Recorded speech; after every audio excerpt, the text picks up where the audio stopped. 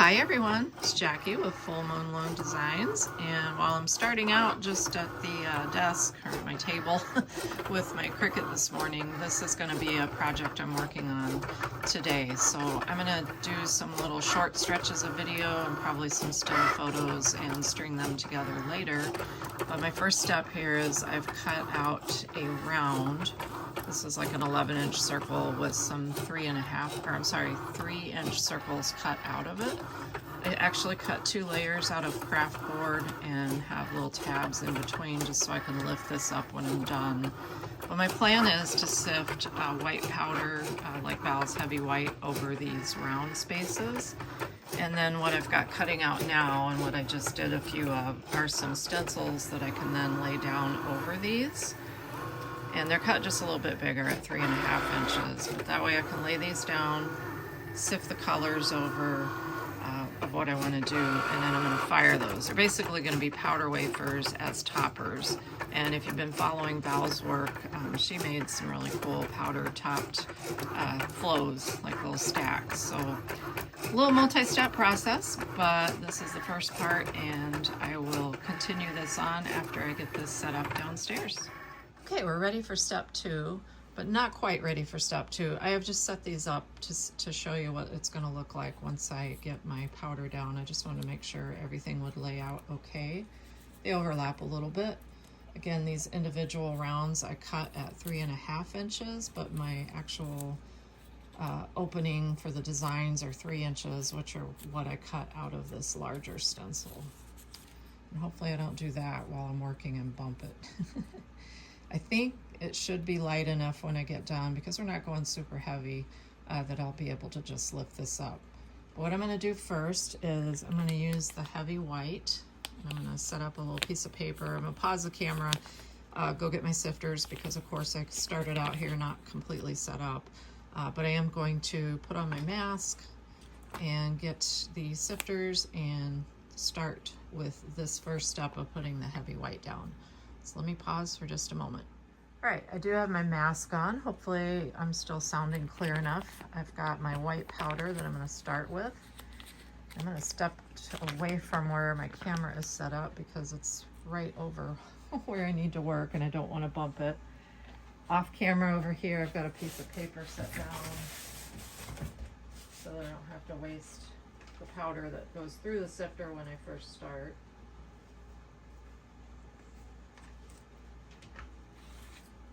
I'm going to do a nice even coat over all of these rounds. This is the Heavy White powder, 96. And I don't need to make it super duper thick, but I do need to make sure that it's well covered.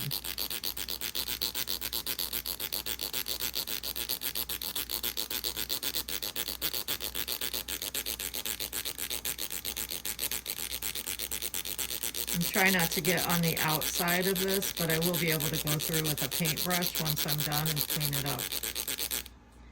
Sometimes just this works better. And it's probably a lot less noisy on camera.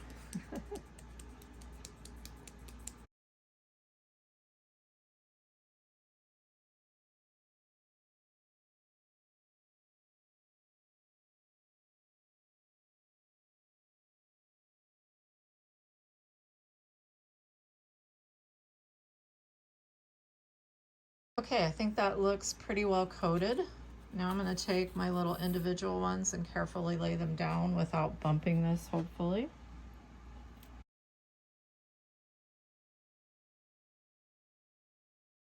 So let's see, what colors do we want to start with? I didn't put really any thought into this as far as color blends and that. I do want to put maybe some pinks and purples together. So I do have some of the gold pink powder from a long time ago.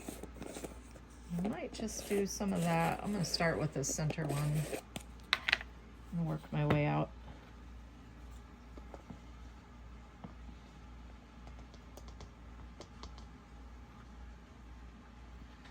Some of these could react with each other. I didn't do a whole lot of checking. I know gold can be a little finicky. This will probably fire pretty dark. I'm actually going to do some different colors. So I'm going to do a little more pink on this one.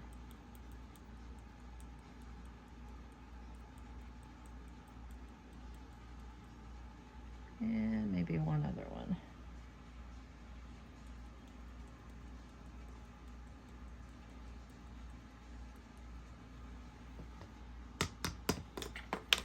So along with the pink, I think I will try, you know what, on these I might just stick with the transparent. So I'm going to go with a little bit of red violet.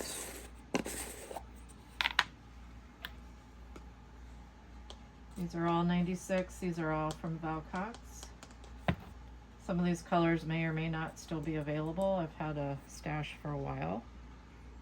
Okay, and what did I say? This one is red violet.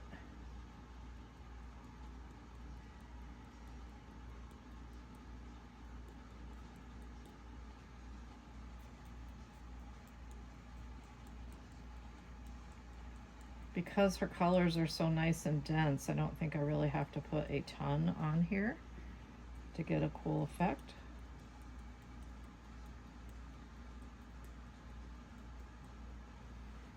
Okay, we have a little gold pink, a little red violet, and what do we want to finish that one off with?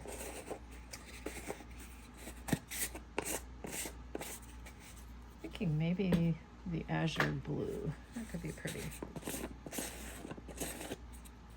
You'd think I would have put some thought into this, but nope, I just came down to jump in and try it.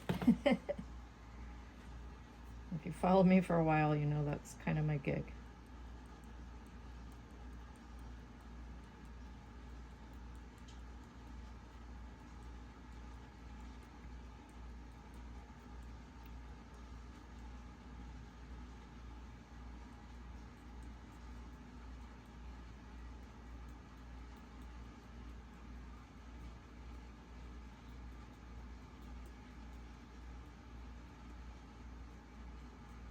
I'm going to come back over where I see some spaces and add some pink again.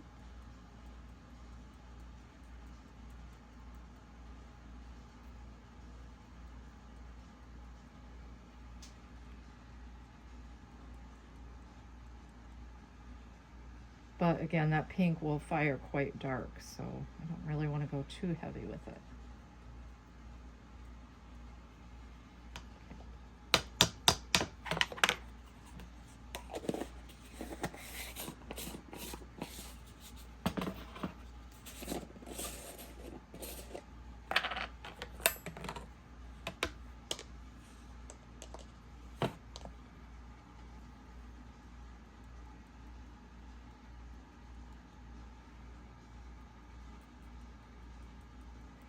And if I have some spots in the stencils that aren't covered well, so be it. And it's we're just going to try this as some flow toppers.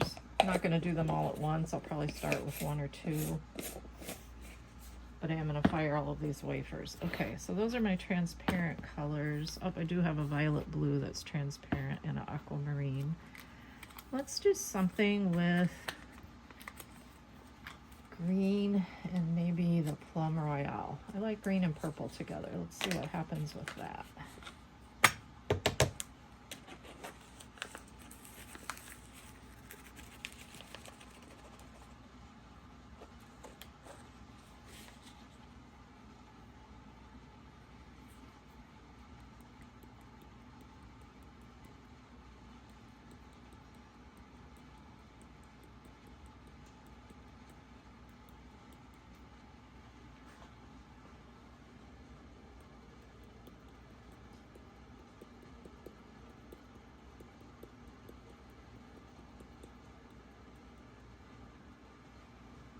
Maybe one of these.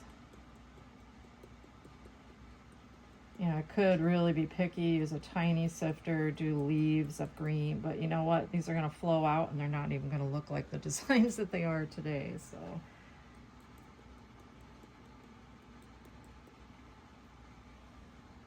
So this one is an opaque pear green.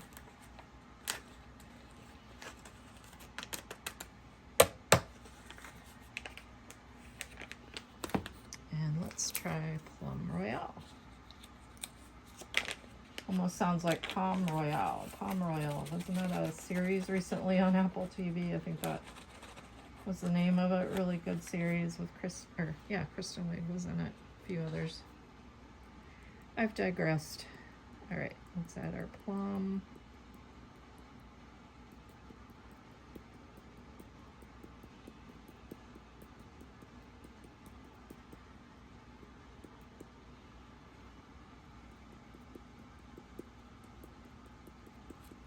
Oh, I just bumped a stencil. Hopefully not too terrible. Not going for perfection today. Just fun.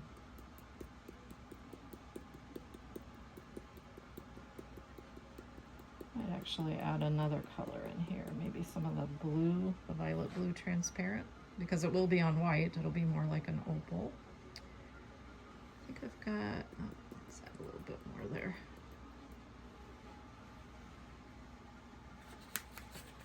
Yeah, it looks like I did bump them over a little bit. I'm not going to stress over it.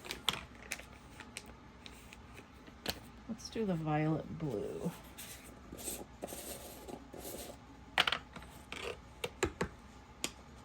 Again, this one is transparent, but it's going to be against that white opal.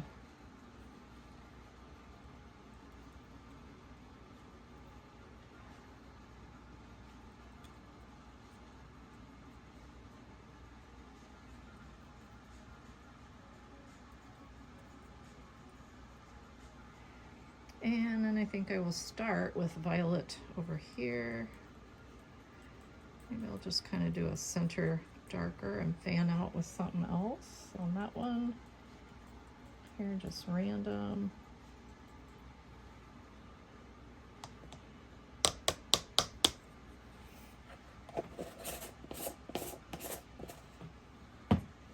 And one I haven't, well, I've got two I haven't used yet. I've got some aquamarine. It could possibly interact with this pink.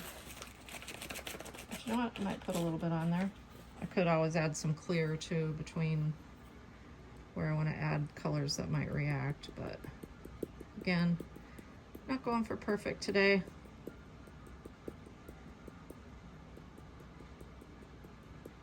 So this is an opaque pale rose.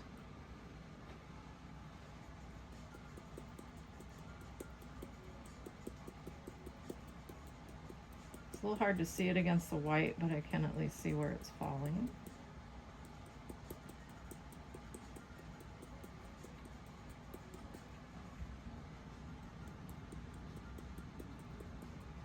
All right.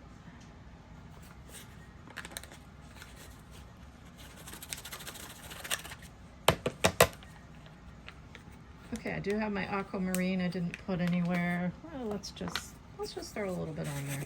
If it reacts with the pink, it reacts with the pink. And we know.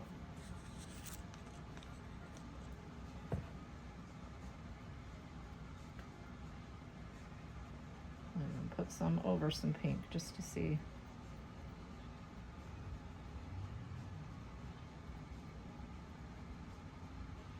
All right, I'm liking these. I'm going to lift this stencil, hopefully, as soon as I get my frit put away here. And we'll see what we're left with. Take a deep breath. Here we go.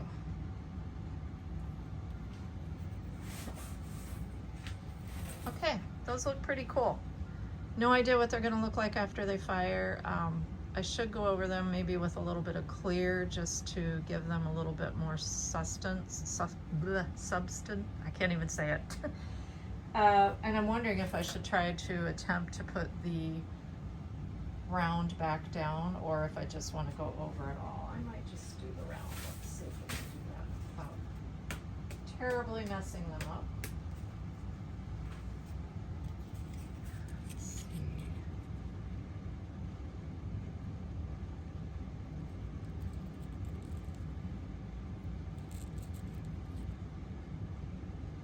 Okay, good enough.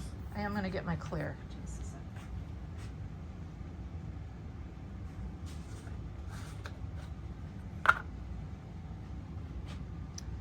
I should take a still photo. Let me pause the camera. I want to get a still photo of this setup.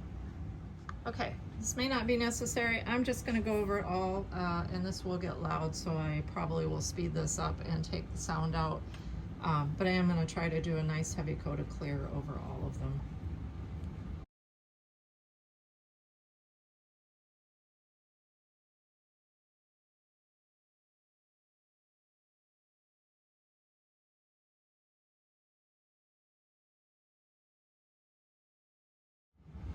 All right, one more time, lifting the stencil, and I know we're going to see some color that didn't get covered. Oh, not so much. Okay, I'm going to take a paintbrush just to get some of this excess from the edges off, and then I'm going to go place this in my kiln. I'm basically going to fire it pretty similar to what I did temp-wise for my freeze infuse. I don't want to go super hot. I think 1250, 1260, they should form and hopefully not pull in too badly. I'm probably only going to go about 1250, to be honest, and just bring them straight up. I don't even think I'll need to anneal. They're going to be pretty thin when they come out, but I may just set it for 30 minutes. So I will pause the camera and show you what it looks like once I get it to the kiln. Okay, so I've moved these into the kiln and I have set up the kiln. I did decide to go to 1260. I'm only going to go for 5 minutes. So if we just review the program, this is what I'm trying. And I realized Val had shared to maybe put down transparent because the opals will shrink more. And I realized I did not put opal down before I laid down the white this morning, but I do have some clear on top. So that's my schedule there. It's pretty fast ramp up. I'm only going to anneal it for 30 minutes, may not even be needed. And then just a slower cool down to 700. Not really slow, really. 150 an hour is not slow, but it'll just shut off at 700. So here we go. We'll see. Hopefully kiln will actually be cool enough tonight to take a look at them. Since this is the fiber one and it's a pretty quick schedule, we should be able to see them later today.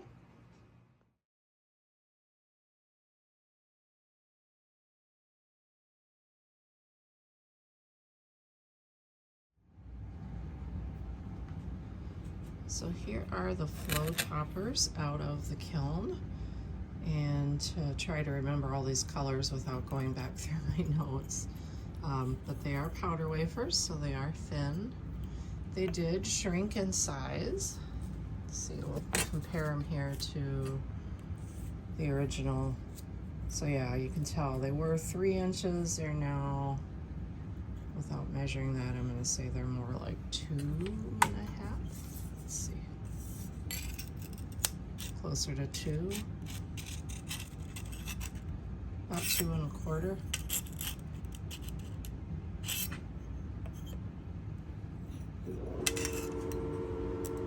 Yeah, right about 2 1/4. But they are nice and thin. Try to hold them up so you can see there's not really a lot of light going through them. They are white on the back. That's not paper because, as you can see, the papyrus is still intact on my shelf. So yeah, more to come with these. These guys didn't get a ton of color, but again, I didn't go super heavy with them either. These had the plum royale, the pear green, and I think it was a little bit of the violet blue. These had gold pink, which looks more of a almost a burgundy color here. They also had the red violet, which is the little bit darker or more purpley looking color, and then the azure blue. And then these had the aquamarine, the blue violet, and the pink. Is it rose pink or pale rose? That's what it was. So these are the powder wafers after firing. Pretty happy with them. I'm going to be trying them. I may even set one up tonight. I'll use one that's got a little denser color like this one and throw it on top of some stacks of clear. I probably won't cut them around. I'll probably just honestly cut them squares and kind of offset them as I stack them. But these are the powder wafer toppers that I tried by creating a larger stencil and then my smaller stencils that I actually sifted my colors over. So fun experiment. They're not done yet because I haven't used them in anything, but this video was just about getting them set up and created, and the next one I do, we will put them to use. As always, thanks for watching.